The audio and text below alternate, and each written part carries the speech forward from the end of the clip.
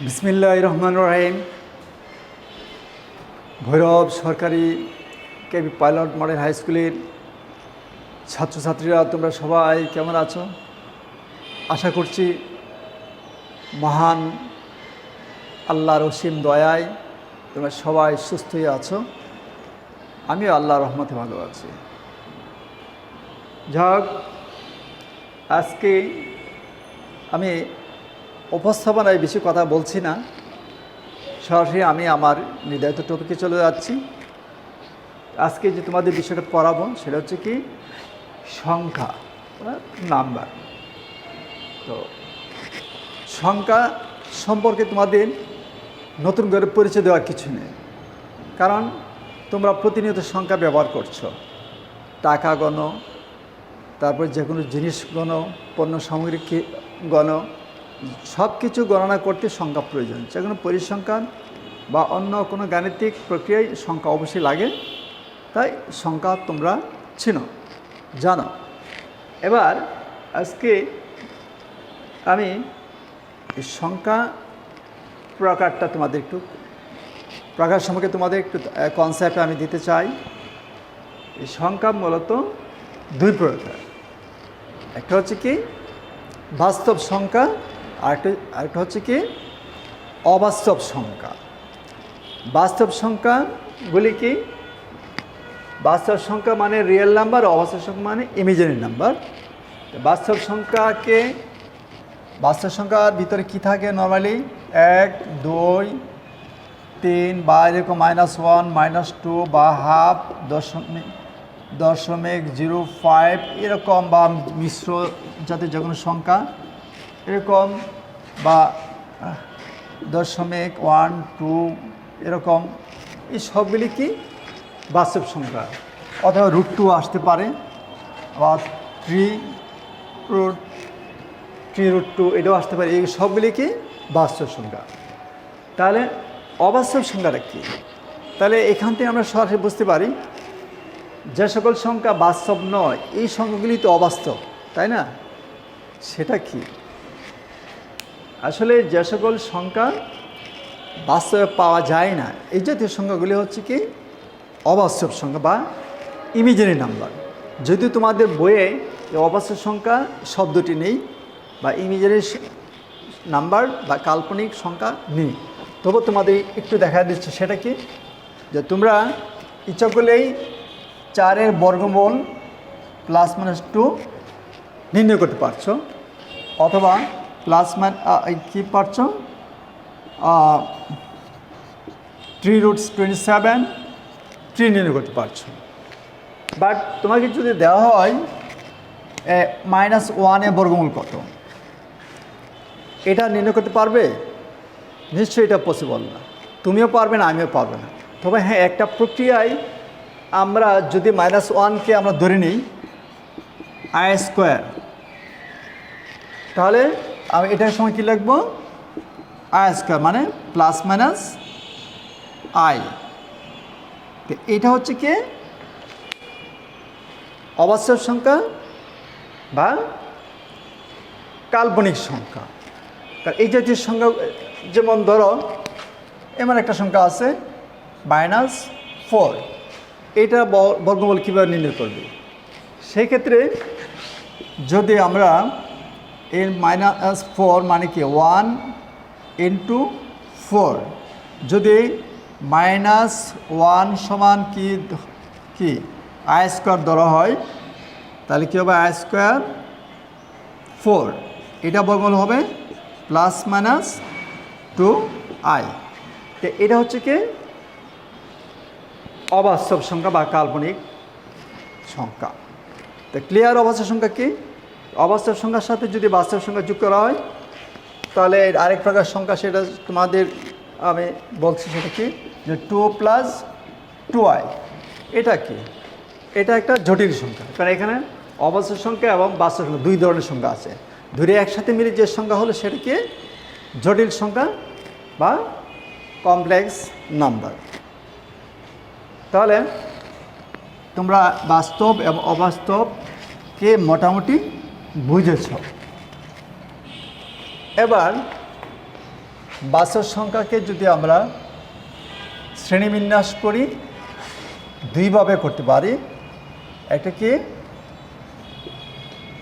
মূলদ সংখ্যা, একটা হচ্ছে কি অমূলদ সংখ্যা বা রেশনাল নাম্বার। রেশনাল নাম্বার এটিকে ইরেশনাল নাম্বার। মূলদ সংখ্যা আর অমূলদ সংখ্যা, একটা বিষয় মনে পড়ে গেল, সে তোমাদের না বললেই নয়। এই অমূলদ সংখ্যা নিয়ে একটি প্যাথেটিক ঘটনা আছে, সেটা তোমরা মনে হয় অনেকে জানো না। সেটা কি তোমরা জানো? সংখ্যা নিয়ে বেশি নাড়াচাড়া করতেন কে? মহান মনীষী পিথাগোরাস। সংখ্যা নিয়ে অনেকগুলি গাণিতিক কুইজ, অনেকগুলি গাণিতিক প্রবলেম বা অনেকগুলি সংখ্যার মধ্যে সম্পর্ক উনি নির্ণয় করেছেন। তো প্রত্যেকটা মানুষের জীবনে হয়তো কেউ কেউ বাদ থাকতে পারে, এটা একটি কালো অধ্যায় থাকে। তেমনি মহান মনীষী পিথাগোরাসের জীবনে একটি কালো অধ্যায় আছে, সেটা তোমরা হয়তো জানো না। এই পিথাগোরাস সাহেব উনি ছিলেন ধার্মিক। উনি প্রত্যেকটা সংখ্যাকে কি পূর্ণ সংখ্যার আকারে প্রকাশ করতেন। উনি জানেন সৃষ্টি করতে এক, তাই সব কিছুকেই এক বা একটা পূর্ণ সংখ্যার রূপে প্রকাশ করতেন। যে কোনো দশমিক ভগ্নাংশকে উনি কী করতেন? পূর্ণ সংখ্যার আকারে, অত দুটি পূর্ণ সংখ্যার অনুপাতে প্রকাশ করতেন। যেমন ধরো 1.5, এটাকে উনি লিখতেন 15 বা 2/3, অর্থাৎ 3 এবং 2 দুইটাকে পূর্ণ সংখ্যা, দুইটা পূর্ণ সংখ্যা অনুপাতে এটাকে প্রকাশ করা যায়। তেমনি যদি 2.1, এটাকে উনি লিখতেন কি 10/21, মানে এটা, অর্থাৎ 21 একটা পূর্ণ সংখ্যা, 10 একটা পূর্ণ সংখ্যা, এই দুটি পূর্ণ সংখ্যার অনুপাতে উনি প্রকাশ করতেন। তো উনি বলতেন পৃথিবীর সকল সংখ্যাকে পূর্ণ সংখ্যার আকারে প্রকাশ করা যায়। বাট ওনার একজন শিষ্য নাম হচ্ছে হিপ্পাসাস। উনি একদিন বললেন, গুরু, আপনি তো পিথাগোরাসের বা আপনার নামে একটি উপপাদ্য, অর্থাৎ আপনি একটি উপপাদ্য উদ্ভাবন করেছেন যা পিথাগোরাসের উপপাদ্য নামে পরিচিত। যদি এই উপপাদ্য অনুযায়ী যদি একটি সমকোণী ত্রিভুজের দুটি বাহুর দৈর্ঘ্য যথাক্রমে 1, 1, তাহলে এর অতিভুজ হবে কি √2। এই √2কে তো কোনোভাবেই দুটি সংখ্যার, অর্থাৎ দুটি পূর্ণ সংখ্যার অনুপাতে প্রকাশ করা যায় না। তার মানে কি √2কে, কারণ √2 মান হচ্ছে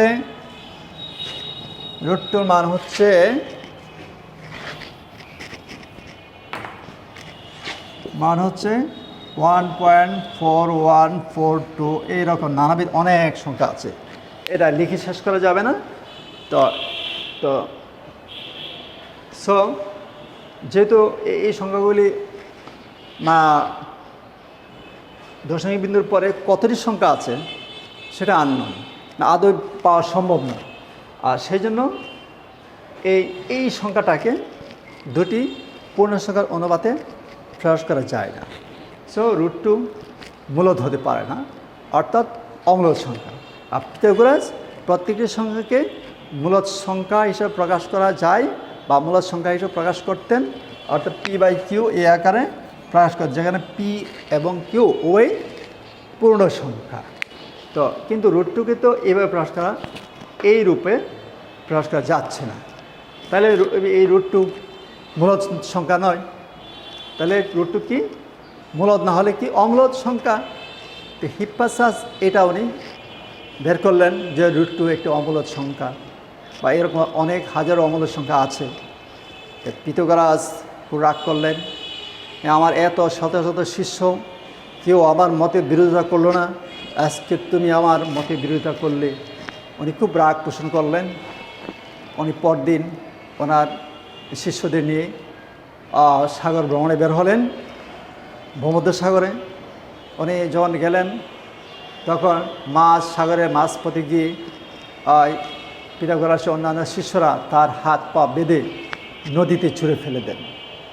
আর হিপ্পাসাস এই অমূল্য সংখ্যার বলার জন্য, রুটটু একটি অমূল্য সংখ্যা, অর্থাৎ রুটটু মূলদ নয়, এটা বলার জন্য ওনার শরীর সমাধি হলো, ওনার প্রাণ সংহার হলো। তাই এই গণিতের জগতে উনি হচ্ছে প্রথম শহীদ, যার নাম হিপ্পাসাস। উনি কিসের জন্য শহীদ হয়েছেন? মূলদ সংখ্যার অপোজিট অমূল্য সংখ্যা বের করার জন্য। তাই তো হিপ্পাসাসকে বলা হয় অমূল্য সংখ্যার জনক। তোমরা ক্লিয়ার বিষয়টি? এবার আমরা অমূল্য সংখ্যাকে, অমূল্য সংখ্যার হিস্ট্রিটা তোমরা জানলে। তো আমি মূলদ সংখ্যায় আরেকটু ভালোভাবে বিশ্লেষণ করার চেষ্টা করি, তারপর অমূল্য সংখ্যা আসবে বিষয়টা আরও।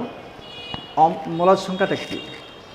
যে সকল সংখ্যাকে p/q এই আকারে প্রকাশ করা যায়, যেখানে কি q নট ইকুয়াল টু 0, এই জাতীয় সংখ্যাগুলিকে বলা হয় কি?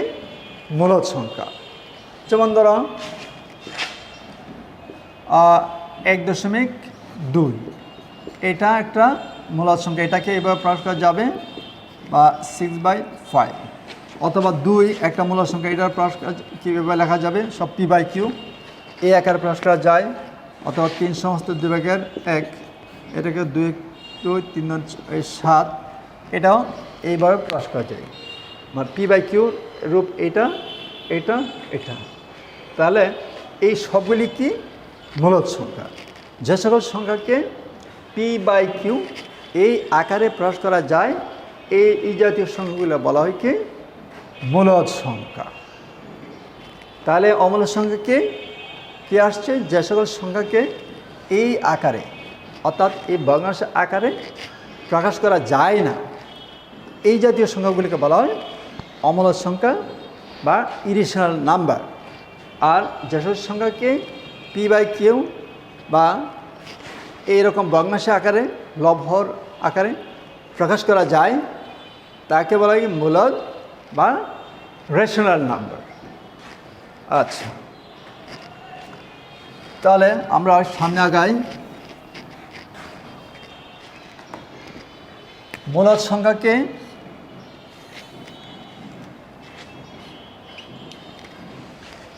আবার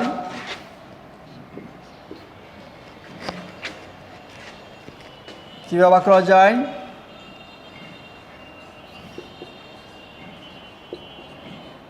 পূর্ণ সংখ্যা বা ইন্টিজার। আর কি প্রকাশ করা যায়? ভগ্নাংশ।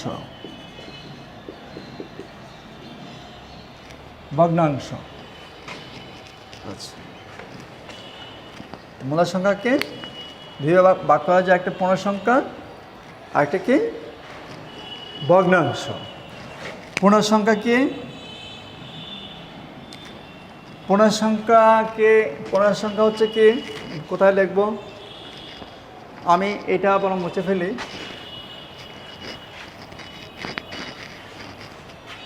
পূর্ণ সংখ্যা হচ্ছে কি? 0 +-1 +-2 +-3, এই জাতীয় সংখ্যাগুলি কি? পূর্ণ সংখ্যা। অর্থাৎ প্লাসেরও থাকবে, মাইনাসেরও থাকবে, এই পূর্ণ সংখ্যার এর ভিতরে, আর শূন্যও থাকবে। আচ্ছা, পূর্ণ সংখ্যাকে আবার এদিকে ভগ্নাংশ কি? যেমন 2/1, 2/1 বা 3/2 অথবা 1.2, এই জাতীয় সংখ্যাগুলি কি সংখ্যা? ফ্র্যাকশন বা ভগ্নাংশ। পূর্ণ সংখ্যা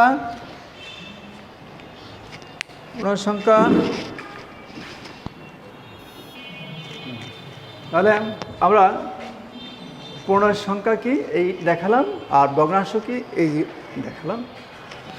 এটা পূর্ণ সংখ্যাকে আবার 3 ভাগে ভাগ করা যায়। এটাকে ধনাত্মক সংখ্যা বা পজিটিভ নাম্বার, আর এটাকে শূন্য,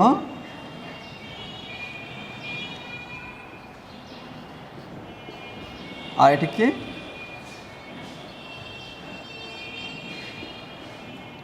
ঋণাত্মক সংখ্যা বা নেগেটিভ নাম্বার। স্যার আরেকটা এদিকে লিখি আমি।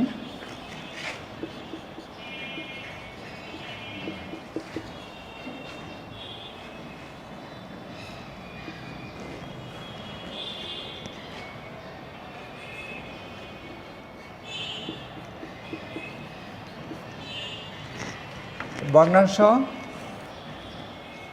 আবার 2 প্রকার। কি ভগ্নাংশ? সাধারণ ভগ্নাংশ, দেখো ফ্র্যাকশন, আর এটাকে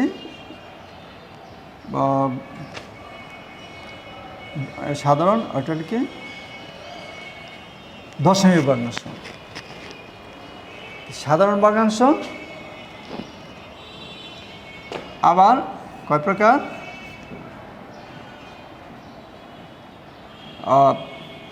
প্রকৃত ভগ্নাংশ, আর কি অপকৃত ভগ্নাংশ। এটা অপকৃত আবার কি লেখা যায়? মিশ্র লেখা যায়। Proper fraction, improper fraction. আচ্ছা, দশমিক মানে ডেসিমাল ফ্র্যাকশন।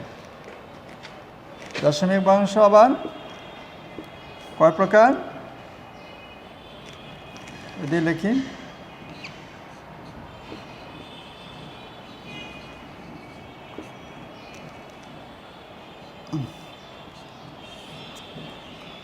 দশমিক হল সসীম দশমিক, ওটাকে অসীম দশমিক। সসীম দশমিক, অসীম দশমিক, সসীম দশমিক ভগ্নাংশ, অসীম দশমিক ভগ্নাংশ। অসীম আবৃত দশমিক, অসীম আবৃত দশমিক ভগ্নাংশ। আর এখানে আমি লিখছিলাম অমূল সংখ্যা। অমূল সংখ্যা কি? অসীম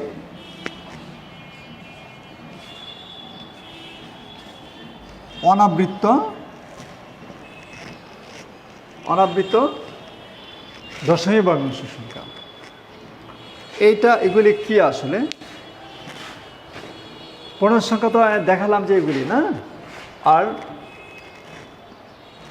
এগুলি হচ্ছে কি সাধারণ ভগ্নাংশ, ভগ্নাংশ সংখ্যা। আর শূন্য তো তোমরা জান। ধনাত্মক সংখ্যা কি? ধনাত্মক সংখ্যা হচ্ছে এই শূন্য থেকে শুরু করে, মানে এক শূন্যের পরে শূন্য থেকে বড় সকল সংখ্যাকে বলা হয় ধনাত্মক। এগুলি কি 1, 2, 3, 4, 5, 6, 7, 8, 9, 10 এগুলি কি ধনাত্মক পূর্ণ সংখ্যা, শূন্য থেকে বড়।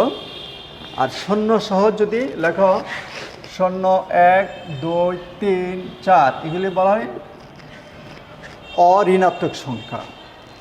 আর শূন্য বাদ দিলে পড়তে হবে ধনাত্মক সংখ্যা। আর ঋণাত্মক সংখ্যাকে শূন্য থেকে ছোট যত সংখ্যা আছে সব সংখ্যাকে বলা হয় কি ঋণাত্মক সংখ্যা বা নেগেটিভ নাম্বার। আচ্ছা, এখানে আর দ্বাদশ সংখ্যা শূন্য ঋণাত্মক সংখ্যাগুলি গেল।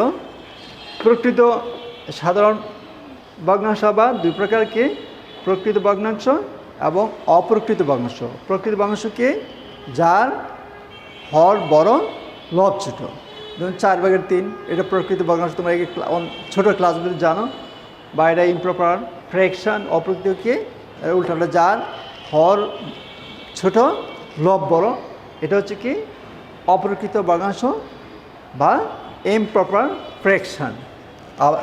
কি অপ্রকৃত ভগ্নাংশকে মিশ্র ভগ্নাংশ আকারে লেখা যায়, যেমন কি 3/2 বা 4/2। এই জাতীয় সংখ্যাগুলি কি মিশ্র।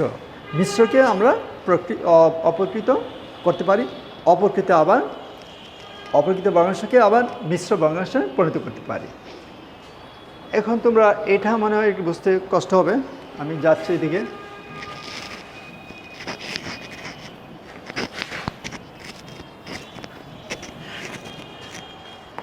সসীম দশমিক ভগ্নাংশকে বা ডেসিমাল ফ্র্যাকশনকে, যেমন 3.215। এখানে দশমিক বিন্দুর পর 3টি অঙ্ক লিমিটেড অর্থাৎ নির্দিষ্ট। তো এই জাতীয় সংখ্যাগুলি কী হবে, সসীম, অর্থাৎ দশমিক বিন্দুর পর অঙ্কগুলি যদি গণনা করা যায়, তো এই জাতীয় দশমিক ভগ্নাংশকে বলা হয় সসীম দশমিক ভগ্নাংশ। আর এটি কি লেখছি, অসীম আবৃত দশমিক ভগ্নাংশ। সেটা কোনটা, যদি দশমিক বিন্দুর পর সংখ্যাগুলি ঘুরে ঘুরে আসে অর্থাৎ রিকারিং হয়। এমনকি যেমন ধরো 3.121212 এইভাবে ডট ডট ডট থাকে, মানে আরও এরকম সংখ্যা থাকে, বা 1.135 হ্যাঁ, এই জাতীয় সংখ্যাগুলিকে আমরা এভাবে লিখতে পারি 3.12 এভাবে। এটা বলা হয় কি আবৃত দশমিক ভগ্নাংশ। এটাকে আমরা এভাবে লিখতে পারি 1.1305। এই জাতীয় সংখ্যাগুলোকে আমরা লিখতে পারি আবৃত দশমিক ভগ্নাংশ। এটা পৌনঃপুনিক দুইটা ফোঁটা দেওয়া হয় আবৃত বোঝানোর জন্য, অর্থাৎ 305 এটি বারবার রিকারিং হতে থাকবে, বা 1212 বারবার রিকারিং হতে থাকবে। তা এই জাতীয় সংখ্যাগুলিকে বলা হয় অসীম আবৃত দশমিক ভগ্নাংশ। তাহলে অম্ল সংখ্যা যে একটা প্রকার, সেটা কি অসীম অনাবৃত, সেটা কোনটা, যেগুলি এইভাবে লেখা যায় না। এটা কেমন, যদি এমন হয়, যেমন ধরো √2 মান 1.4142 এভাবে চলবে, কোনো সংখ্যা বারবার এভাবে ঘুরে ফিরে আসবে না। বা √3 মান 1.73205 এভাবে চলতে থাকবে। অথবা আরও যদি আমি লিখি, যেমন 10.12379 এইরকম, যদি আমি কোনো সংখ্যা যদি বারবার ঘুরে ফিরে না আসে, এই জাতীয় সংখ্যাগুলিকে অসীম অনাবৃত সংখ্যা। তাহলে সংখ্যা সম্পর্কে তোমাদের মোটামুটি একটা কনসেপ্ট হয়েছে আশা করছি। এরপরে যদি সমস্যা থাকে তোমরা আমাকে জানাবে, আমি আবারও এই সম্পর্কে বিস্তারিত আবারও বলবো। এখন দু একটা সমস্যা আমরা সলভ করি।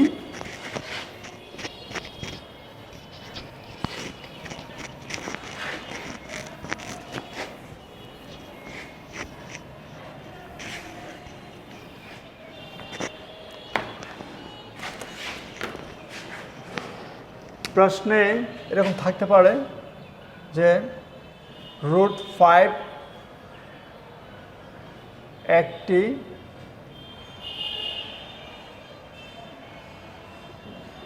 অমূলদ সংখ্যা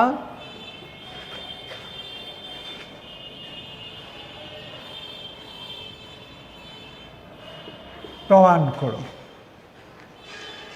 তাহলে এটা আমাদের প্রমাণ করতে হবে। এখন √5 আসলে এর ভ্যালুটা কত, সেটা আসলে জানার চেষ্টা করি। আমরা যদি 1কে বর্গ করি, 1-এর বর্গ কত, 1² কত 1, 2কে বর্গ করি যদি, তাহলে কী হবে 2 এর বর্গ 4। তাহলে √5কে যদি বর্গ করি কী হবে, √5 হোল স্কোয়ার সমান কত 5, 4-এর কাছাকাছি বা 4 চেয়ে বড়। 3কে যদি বর্গ করি তাহলে কী হবে 3² 9। এখন তো আমরা লক্ষ্য করি এই 5 4 থেকে বড় কিন্তু 9 থেকে ছোট, অর্থাৎ 4 এবং 9-এর মাঝামাঝি। তো আমরা বলতে পারি √5 2 থেকে বড় এবং 3 থেকে ছোট। তার মানে আমরা লিখতে পারি 2 লেস দেন √5 লেস দেন 3। এখন আমরা দেখলাম 2 এবং 3-এর মধ্যবর্তী সংখ্যা হচ্ছে √5, বাট 2 একটি পূর্ণ সংখ্যা, 3 একটি পূর্ণ সংখ্যা। দুইটি ক্রমিক পূর্ণ সংখ্যার মাঝে অন্য কোনো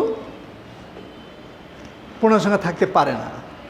তো 2 3-এর মধ্যবর্তী অন্য কোনো পূর্ণ সংখ্যা নেই। তো সুতরাং যদি পূর্ণ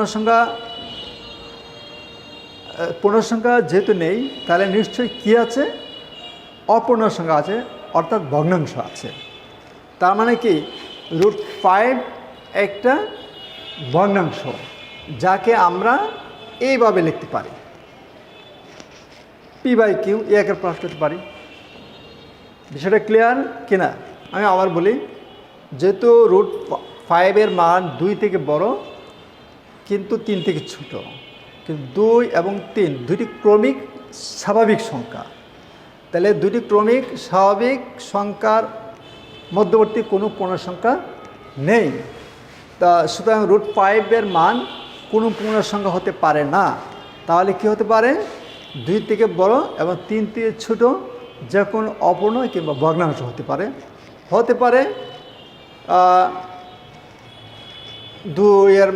2 থেকে বড় 2 সমস্ত 2/1 হতে পারে, 2 সমস্ত 3/2 হতে পারে, 2 সমস্ত 3/1, এরকম অনেক সংখ্যা, কোটি কোটি সংখ্যা আছে যা 2 এবং 3-এর মধ্যবর্তী। ঠিক আছে। এখন শুধু এমন হবে যদি মধ্যবর্তী এই জাতীয় সংখ্যাগুলি যদি হয়, তাহলে নিশ্চয়ই এটা কি পূর্ণ সংখ্যা নয়। তাহলে কি সংখ্যা, এটা অপূর্ণ সংখ্যা। তার মানে কি একটা ভগ্নাংশ সংখ্যা। তাই ভগ্নাংশ হলে আমরা কি এবার প্রকাশ করতে পারি। তাহলে কি হবে, এটা যে কোনো ভগ্নাংশ কী সংখ্যা, তাহলে এই জাতীয় কী সংখ্যা, মূলদ সংখ্যা। আচ্ছা, তাহলে আমি ধরে নিলাম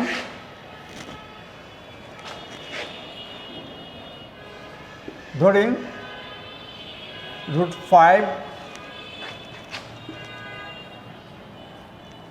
একটি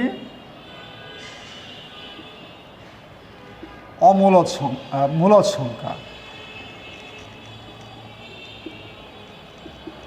সংখ্যা এবং √5 সমান কি p/q, যেখানে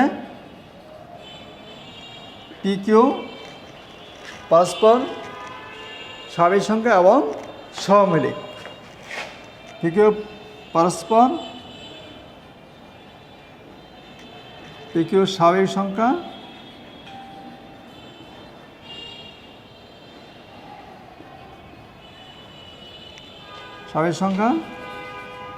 এবং পরস্পর সহমৌলিক, আর কিউর মানটা অবশ্যই একের থেকে বড়। তাহলে তোমরা এইটুকু বুঝেছ। এখন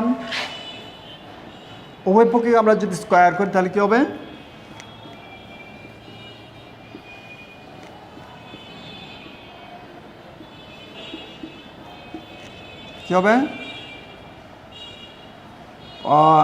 স্কোয়ার রুট কাটা গেলে 5, মানে কি p²/q²। যদি উভয় পক্ষকে আমরা কিউ দ্বারা গুণ করি তাহলে কী হবে, এরকম হবে। সহজে বোঝার জন্য কী লেখা যায়, এই কিউ কিউ গুণ করলে কিউ স্কোয়ার। তাহলে আমরা এই টার্মে পৌঁছলাম। এটা মুছে ফেলি।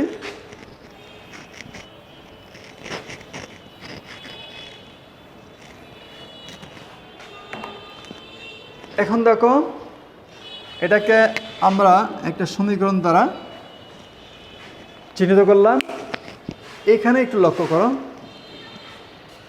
কিউ এর সকল স্বাভাবিক মানের জন্য 5q সর্বাধিক পূর্ণসংখ্যা। যেমন ধরো, কিউর মান যদি 2 হয়, 5 2 10 পূর্ণসংখ্যা। কিউর মান যদি 3 হয়, 3 5 15 পূর্ণসংখ্যা। কিউর মান যদি 4 হয়, 4 5 20 পূর্ণসংখ্যা। সেজন্য কিউ এর সকল স্বাভাবিক মানের জন্য 5q সর্বদাই পূর্ণসংখ্যা। অন্য পক্ষে কে পি স্কোয়ার বাই কিউ সর্বদাই ভগ্নাংশ। কেন? যে পির মান যদি 2 হয়, 2 এর মান 2 এর বড় করলে 2 দুগুণে 4, আর কিউ হবে কত? 3, 3 ভাগের 4। এটা একটা ভগ্নাংশ। অর্থাৎ কিউর মান যদি 2 হয়, এই পির মান যদি 3 হয়, তাহলে 3 3 9, 2 ভাগের 9।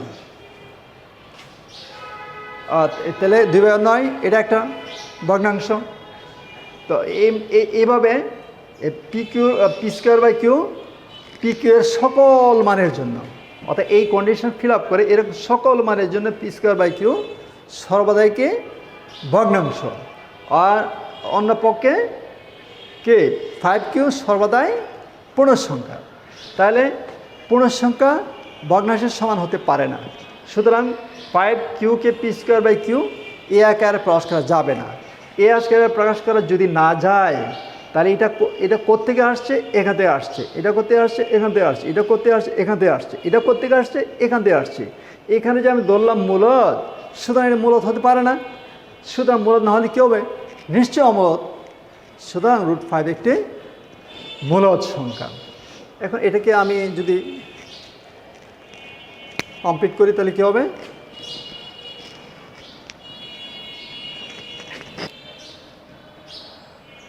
কিউ এর সকল স্বাভাবিক মানের জন্য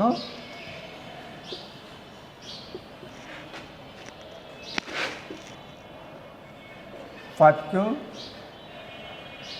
সর্বদাই পূর্ণসংখ্যা। অপর পক্ষে পি স্কোয়ার বাই কিউ সর্বদাই ভগ্নাংশ। সুতরাং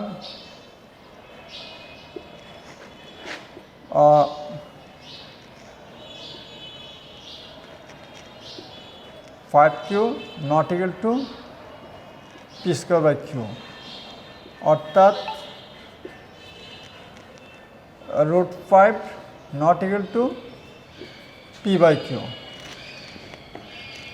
অর্থাৎ √5 একটি অমূল্য সংখ্যা।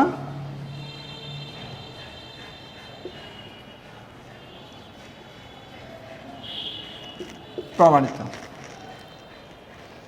তাহলে এই জাতীয় √5, √3, √7, √11, √13 যত এরকম রুট জাতীয় সংখ্যা আছে, সবগুলি এই সিস্টেমে প্রমাণ করা যাবে, যেগুলি ওই সংখ্যাগুলির বর্গমূল একটি অমূল্য সংখ্যা।